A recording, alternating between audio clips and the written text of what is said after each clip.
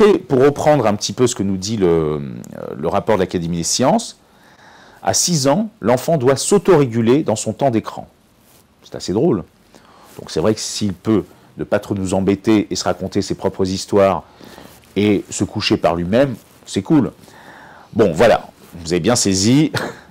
Je ne suis pas toujours très à l'aise avec ce rapport, comme je ne suis pas très à l'aise avec souvent la parole de certains de mes collègues qui finalement rentrent dans la peur. Et c'est tellement plus facile de rentrer dans la peur. Oui, c'est un nouvel enjeu d'autorité.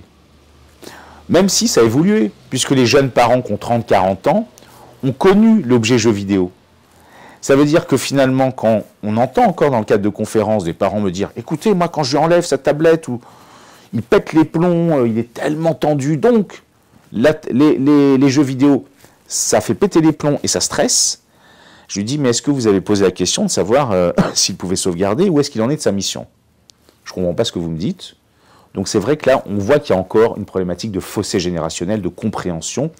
C'est comme si l'expérience immersive d'un jeu vidéo est une expérience très prenante. Et c'est vrai que finalement, cet enfant, ça fait une demi-heure qu'il est en train de se battre contre un monstre, contre un boss. Ça fait 10 fois qu'il perd. Et finalement, sa maman lui enlève la tablette, peut-être au moment où il est en train de gagner.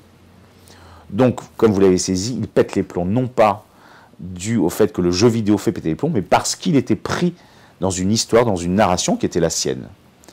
Alors, voilà, j'ai envie de dire que finalement, il y a une chose, quelque chose qui est tout à fait intéressant et qui d'ailleurs rejoint même quelque part la pédagogie et l'utilisation des jeux vidéo, pourquoi pas à l'école, c'est que dans le jeu vidéo, on perd énormément.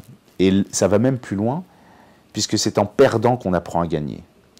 Et finalement, à l'école, souvent, quand on perd, la note chute dramatiquement, la moyenne aussi, on est stigmatisé, on devient un cancre, et, disons les choses, la confiance en soi s'effondre totalement.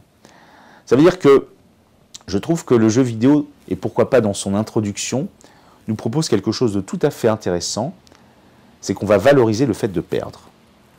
Et comme nous le montrent de plus en plus de spécialistes de la pédagogie, c'est finalement en se trompant qu'on comprend les choses. Donc là, il y a quelque chose de tout à fait intéressant, puisque finalement, dans le jeu vidéo, je n'arrête pas de me tromper, je n'arrête pas de perdre. Et c'est là où il y a quelque chose, un mécanisme psychologique qui pourrait être à l'œuvre dans l'introduction de certains jeux vidéo à l'école.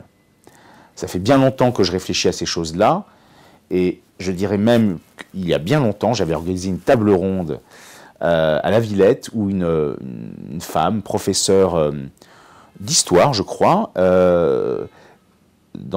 c'était au Danemark, où l'introduction du jeu vidéo à l'école était devenue déjà une grande banalité, avec une approche très pragmatique. Les enfants, les adolescents aiment les jeux vidéo, eh bien, introduisons-les à l'école. Elle avait raconté une anecdote que je trouvais tout à fait géniale.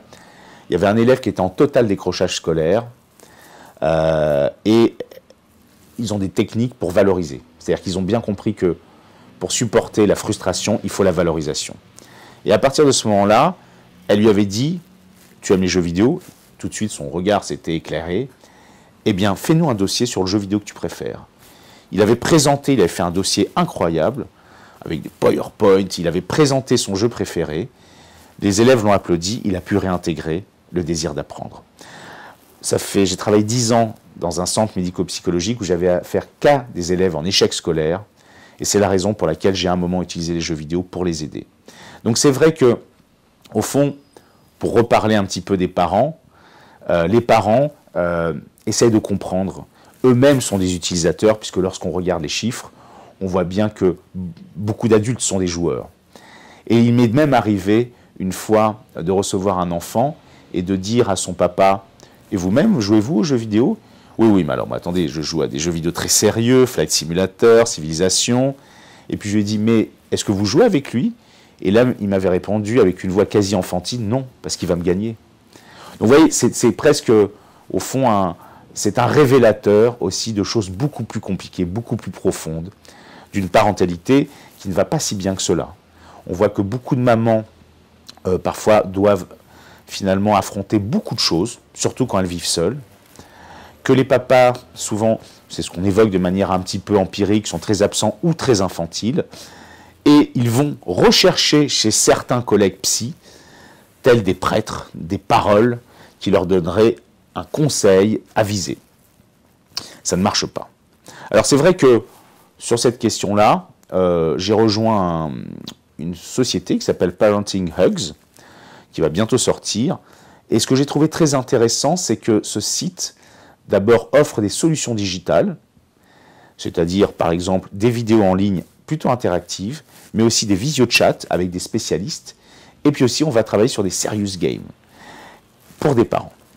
Mais au-delà, ce site, parce que j'ai beaucoup travaillé avec eux, je leur ai dit qu'il faut surtout éviter la guidance parentale, mais le soutien à la parentalité. C'est-à-dire que lorsqu'un parent arrive avec un souhait, mon enfant est énurétique, ou mon enfant est en échec scolaire, qu'est-ce que je peux faire pour l'aider?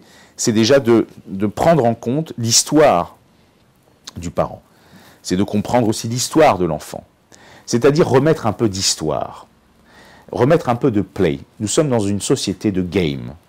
Il faut être un parent parfait, il faut être un enfant parfait, et cette culture de la performance et de la réussite à tout prix est terriblement écrasante et tyrannisante. Donc il faut aider les parents à être des parents, comme dirait un psychanalyste, good enough, suffisamment bons. Ça n'existe pas la perfection. Et il arrive même, j'ai dit ça parce que j'ai vu sur Instagram dernièrement, des hyper-mamans, ce qu'on appelle l'hyper-parentalité. Alors ce sont des mamans incroyablement belles, super sportives et super mamans. Bon, c'est assez inquiétant. Je crois qu'on a besoin aussi d'avoir des espaces où on n'est pas toujours excellent. Et ça arrive. Simplement, on est, c'est vrai, dans une société où on ne valorise que ce qui va bien. Pour revenir aux jeux vidéo, finalement, pourquoi est-ce qu'on joue autant aux jeux vidéo? Je prends le RER tous les matins, et je vois on est tous sur Candy Crush. Je suis quand même à un niveau 386, donc je me permets de crâner un petit peu. Et néanmoins, Candy Crush est un jeu étrange, c'est un jeu dur d'ailleurs. Les algorithmes sont parfois balèzes quand on a atteint un certain niveau. Mais au début, quand je débute, dans ma vie professionnelle de tous les jours, je n'avance pas. Avec mes enfants, ça n'avance pas. Dans mon boulot, ça n'avance pas forcément. Et puis concrètement, je ne suis jamais valorisé par mon patron. J'ouvre mon téléphone, et bien là, je fais un niveau 2, un niveau 3 en quelques minutes. Et puis, j'ai des rewards, j'ai des récompenses. C'est vrai que lorsque je présente un dossier à mon patron, j'aimerais bien que, comme dans les jeux Nintendo, il y ait des trompettes et des confettis partout. Bah non. On est rarement valorisé. Je crois que voilà, c'est l'idée que, au fond, peut-être qu'il y a quelque chose dans le numérique qui vient donner des choses très invisibles comme la valorisation narcissique, valoriser la perte, des choses comme ça, alors que justement, on est toujours dans cette société où on n'a pas le droit à l'erreur. Donc, quelque part, je prône l'erreur et j'ai envie de dire que autour de la parentalité et le numérique, idéalement, il ne faut surtout pas aller du côté de la peur, mais au contraire, envisager les écrans comme des alliés, et au point où d'ailleurs, je suis en train de travailler sur un projet de jeu vidéo qui s'appelle Family Road, et cette idée m'est venue parce que j'ai commencé une fois une partie d'un jeu de gestion avec mon fils, et je me souviens de ces SMS où il me disait « Papa, est-ce que j'investis plutôt dans le charbon ou le verre ?» Bon, c'était génial. Et on s'est retrouvés à échanger autour d'un jeu vidéo. Et ça veut dire que dans mon jeu, je propose que des familles entières se mettent en scène, chacun avec son personnage, un peu comme dans le jeu des 7 familles. Il y ait toute la semaine, chacun des membres de la famille a un challenge. Les autres parties de la famille peuvent leur envoyer des pouvoirs spéciaux pour avancer dans le jeu, pour arriver dans une grande ville qui s'appellerait Family City. Et là, peut-être comme Clash Royale ou autre, les familles entre elles pourraient s'amuser à, je dirais, combattre les unes contre les autres. Et je crois que c'est là où peut-être peut se situer de réunir la famille autour des écrans et non pas d'en faire un ennemi.